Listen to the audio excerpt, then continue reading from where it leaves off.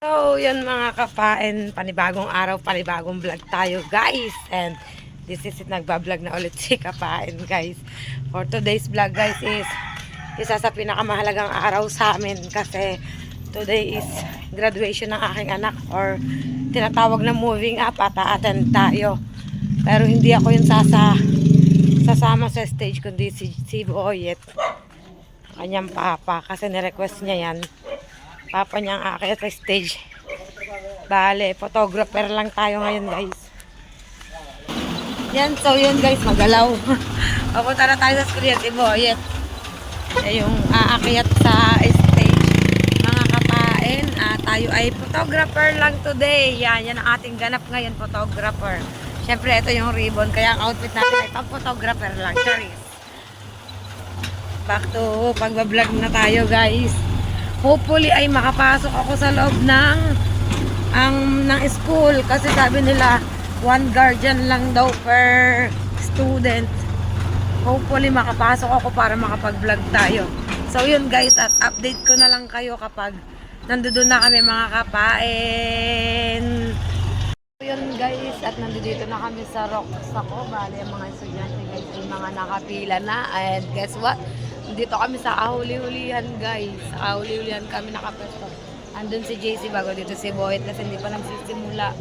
Sabi ba naman 6 AM magsisimula na 6:32 na guys.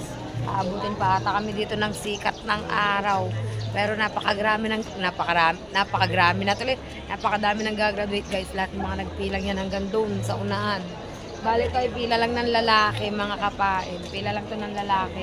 Ang pila ng babae ay dun sa kabilang side. Yan, dito kami. Kasi ang section nila JC ay quartz. Kaya nasa kahululan kami mga kapain.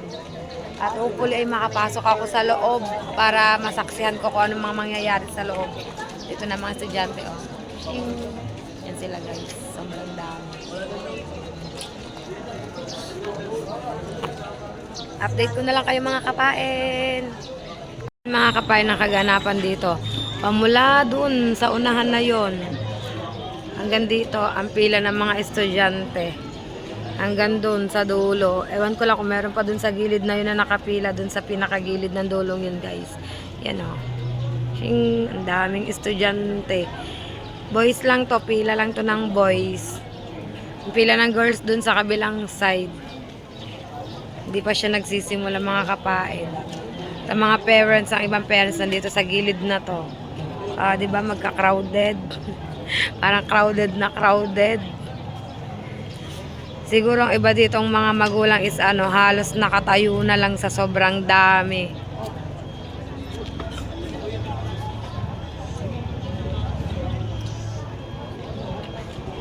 Pero tumutunog na yung graduation song. Tumutunog na siya guys. Dito si JC sa pilang to. Asan nakaupo si JC doon. 5:30 pa sila dito. 5:30 pa sila JC dito. Bale, halos isang oras nang mahigit silang mga nakatayo dito guys. Yan, see you later mga kapain. Guys, update tayo. Lumalakad na ang mga estudyante. Sa sobrang dami is hindi mamalayan kung nababawasan ba dito sa labas or hindi. Pero lumalakad na siya kasi lumalakad na yung mga parents guys.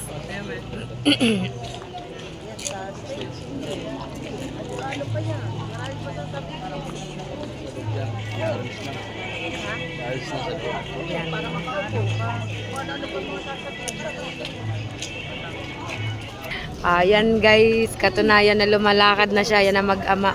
Magkasama mag-ama. Di ba?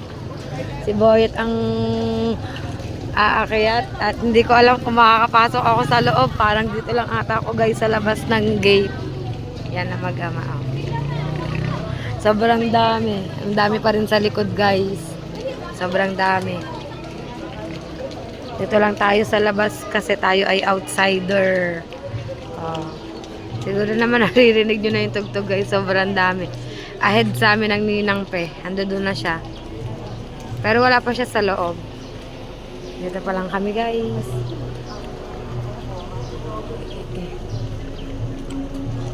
Marami pa din doon sa likod na nakapila. Yan.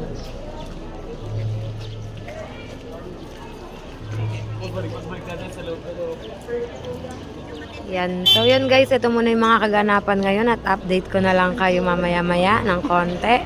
Mga kapain, basta nakapila na ang ating mag-ama dito. Yan o. Yun sila. Nakapila na sila mag-ama. Yun. Yan guys, update ulit tayo at lumalakad na ulit ang mga estudyante. Yan. Lakad-lakad na ulit. Yung iba mga nakatigil pa. Yan. At nalakad na rin ako. Dito lang ako sa gilid. Nakikiramdam pa kung makakapasok ako or hindi. Malapit na ang ninang sa gate. Daming estudyante, grabe.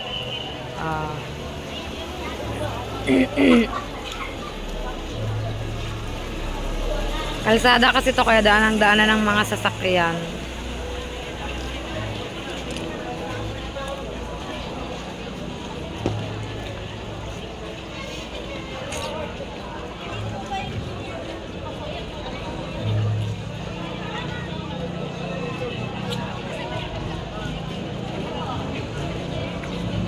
Hanggang dulo.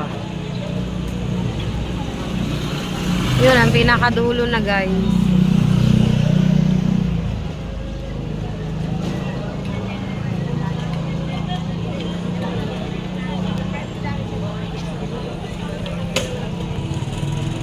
Tayo guys, medyo malapit na sa gate para makapasok.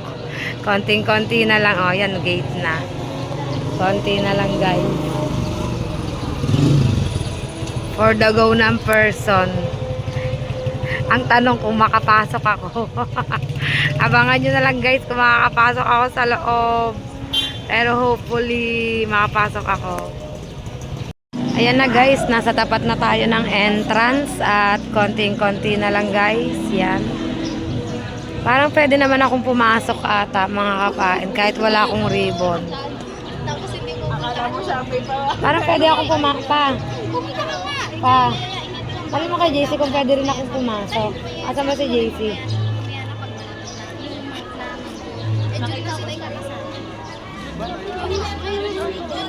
Layo pa.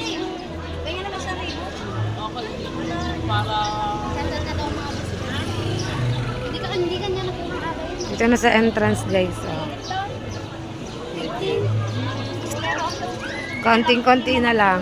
Ayan sila. Medyo mahaba-haba pa. Tapos ito nga yung pila ng girls. Ito yung pila ng mga babae. Sa left ang mga lalaki, sa right ang mga girls. Yan.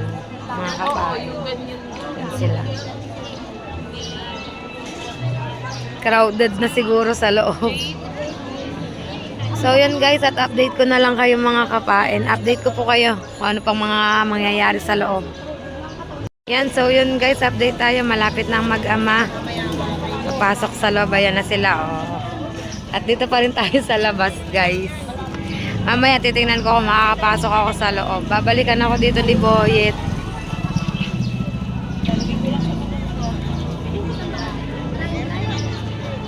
Ito na yung quartz. Ito na yung mga kaklase ni JC. Quartz. Yan. Kasi ano, sa unahan siya kasi ang apelyido niya is Abina. Kaya siya yung nauuna guys. Yan na. Graduate na talaga. Moving up na. Next level na. At ito, mga girls.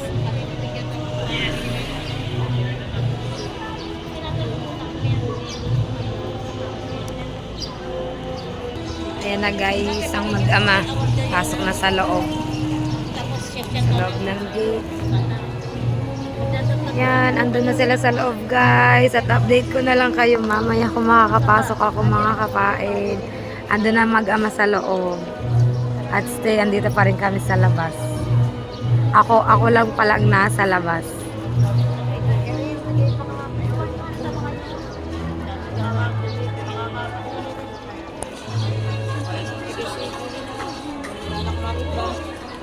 Yan guys, nakapasok ako sa loob kaya lang is hindi ko alam kung saan ko pupunta na mag-ama. Yan.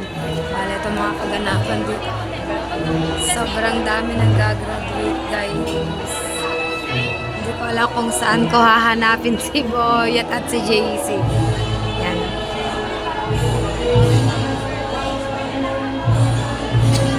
Let's go nila.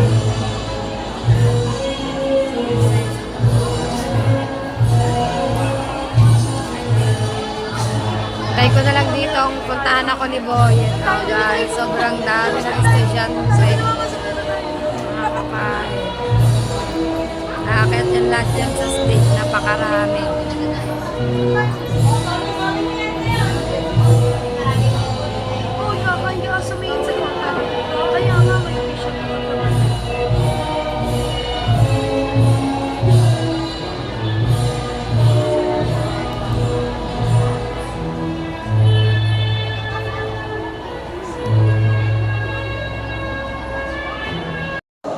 Sa ating mga magulang at guro, maraming salamat po sa inyong walang sawang suporta at paggabay. Ang inyong pagmamahal at sakripisyo ang naging sandigan namin sa bawat hakbang ng aming paglalakbay. Huwag po kayong mag-alala, ang lahat ng inyong pagod at hirap ay nagbunga na. Mga kapwa ko mag-aaral, congratulations sa ating lahat. Hindi madali ang ating pinagdaanan, pero heto tayo matagumpay na magtatapos. Pero tandaan natin, ito ay simula pa lamang ng mas marami pang oportunidad at hamon na darating.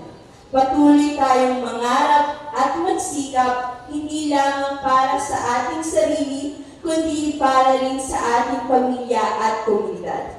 Muli, isang mainit na pagtanggap sa lahat ng naririto, naway ang araw nito ay maging inspirasyon sa ating lahat upang patuloy na magpunyagi at magtagumpay. Sana ay patuloy natin ipagdiwang ang bawat tagumpay, gaano man ito kalaki o kaliit. Mabuhay tayong lahat at muli, congratulations aking kapwa computers. Maraming salamat po. Sese, Daga.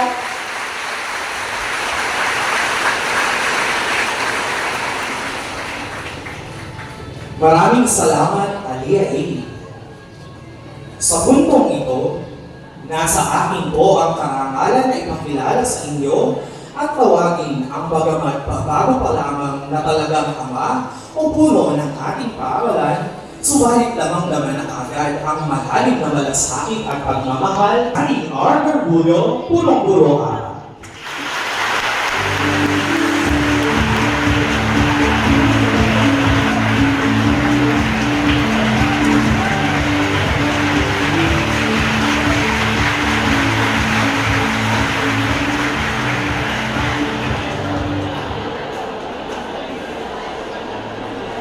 Sa atin po mga panauhin na naririto sa taas, ang kinatapan po ng ating guest speaker, Ginoong Jonas Anciano. Sa atin pong kinatawan ng ating punong bayan, Ginang Marancho Sabate. At sa atin pong guest alumna, Miss Maricel D. Malabanan. And of course, sa ating mga kasamang guro, sa mga magulang, at higit sa lahat, sa inyong completers, isang mabiyayang umaga sa ating lahat. Good morning.